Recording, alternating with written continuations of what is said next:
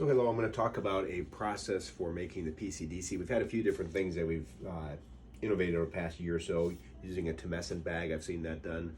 There's one right here in South Carolina. It says PCDC 10, 18, 21. And really this is just tumescent solution, which is 0.1% tumescent solution for PCDC. And I think we're kind of not really getting what we want, which is this is when we take this 0.1% and dilute it with phosphatidylcholine deoxycholate PCDC, it makes it 0.05, which is not really an anesthetic effect. So I'm gonna kind of get away from this and show you just sort of a simple way to make up your PCDC. So I've got some Plaquex. This is 50 mLs, and the bottles just say how many milligrams per ml on it. And this is 50 milligrams of PCDC.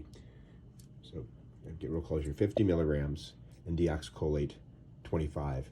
If the bottle says something other than that, then I'll show you a custom make that we don't really have much of the other strength, but there are some that have 100 milligrams. And in general, we're buying 50 milligrams.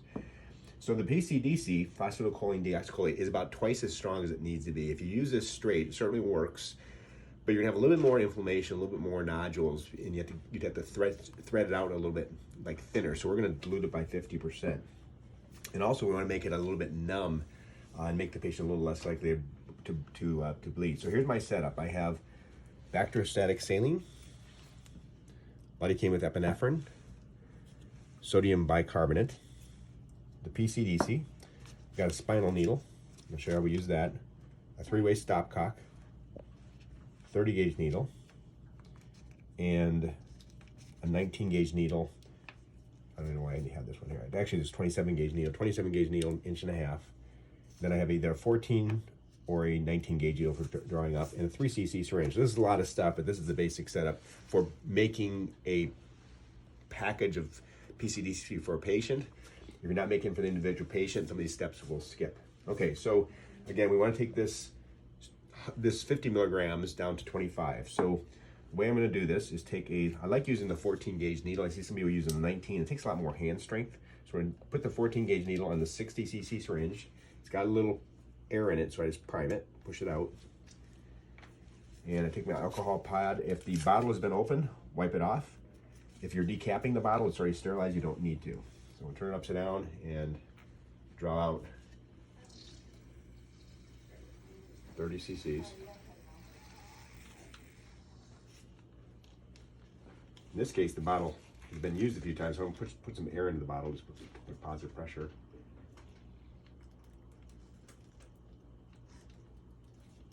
So 30 cc's, kind of messy because it's been used a few times, and that's okay, it's normal. So I'll take this off. Now I'll put the 3-way stopcock by taking off 2 little caps. Put it onto my syringe that has 30 cc's of PCDC. I'm gonna turn the off towards the part that we're not using, because I'm gonna use this little port here. I'm just gonna pull it up and then charge it so I have not so much air in there, I really don't need it. And the air is not harmful, we just don't need it. So I can use either a 19 gauge needle or my 14 again, either one. And I'm gonna drop 10 cc's of lidocaine with epinephrine.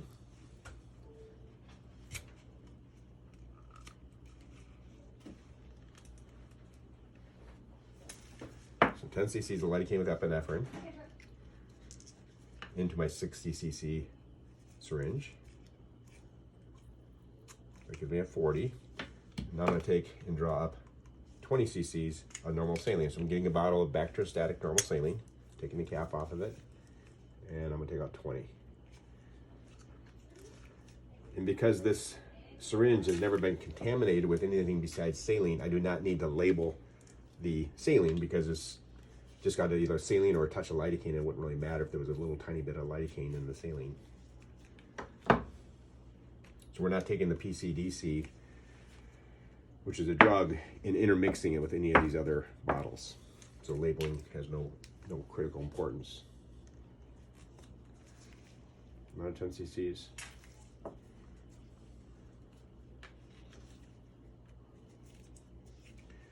And now I've got my 60 cc syringe, and I will label this and put the valve towards off here so that way it can't go out. It's very stable. Now, if we're doing body PCDC, we're going to use the 60 cc syringe on that one patient. If you are bringing this in the room in multiple syringes, and let's say you took 6 syringes in the room and you just use 4 of them, then whatever's left over can be stored. However, if you have a syringe that was contaminated by the patient, you'd use it on the patient, and you attach it back to this is only for that one patient. So you got to decide, are you making a 60 cc's for one patient? In general, I think it's a dangerous practice to bring this in the room, use part of it, and put it back in the fridge. If you only use partial 60 cc's, you should just take out in the med room what you need. Otherwise, plan when you take this into the room, we're going to use it all. Anything left over, we will discard. Okay. So now to make these up for the room, we will attach the syringe, 10 cc syringe, to the 60. And in this case, I like doing a push-pull. I see people struggling with this, so you kind of, this is sitting on the table here, and I just gently pull it out. Doesn't take any work at all. So I have my 10 cc's. I'll get the spinal needle out. The reason we use these spinal needles is because they're long enough, and getting needles this long that aren't spinal needles are kind of hard to come by. It's got a little stylet in it because it's actually used for doing spinal taps. You actually poke it into the spinal cord, turn the valve up towards the head, and pull this out, and spinal juice comes out. But we use these for infusion. So we'll attach the spinal needle onto the 10 cc for that patient. We'll get a 3 cc syringe, drop lidocaine with epinephrine, about 2.5 cc's.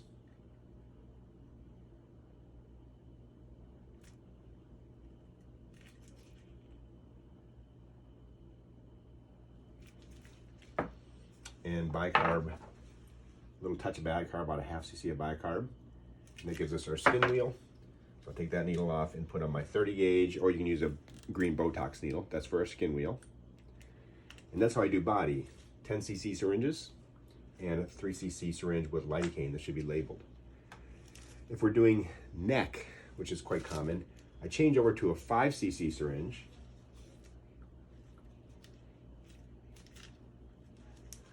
Again, push-pull.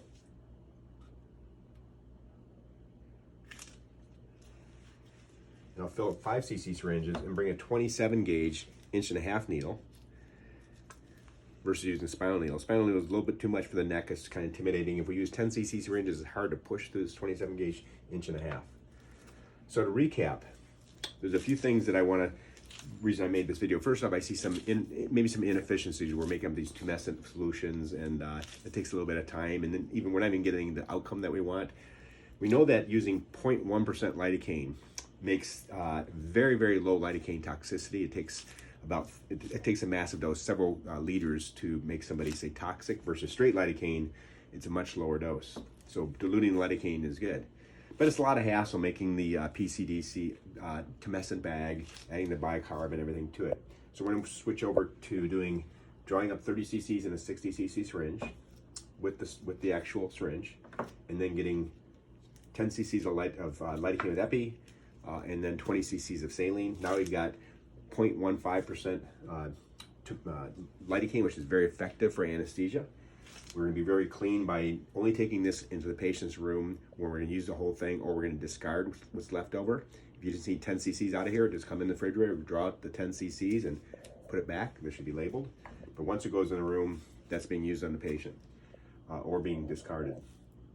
So this will be more efficient. It'll give a little more pain control than using the tumescent bag, because it's a little stronger concentration of lidocaine, but still extremely safe. Remember, 5 cc syringes for the neck and 10 cc's for the body. Many times if I'm bringing in one of these 60 and I'm using 60 cc's, or I'm bringing 2 to 120 cc's, I might just bring 4 of these 10 cc syringes. I know I'm going to use everything and reuse the syringe, that's fine, or you can get new ones for each one, whatever you want to do. So I'm going to write a little PowerPoint to kind of go over the details of this, but that's sort of a summary. Thank you.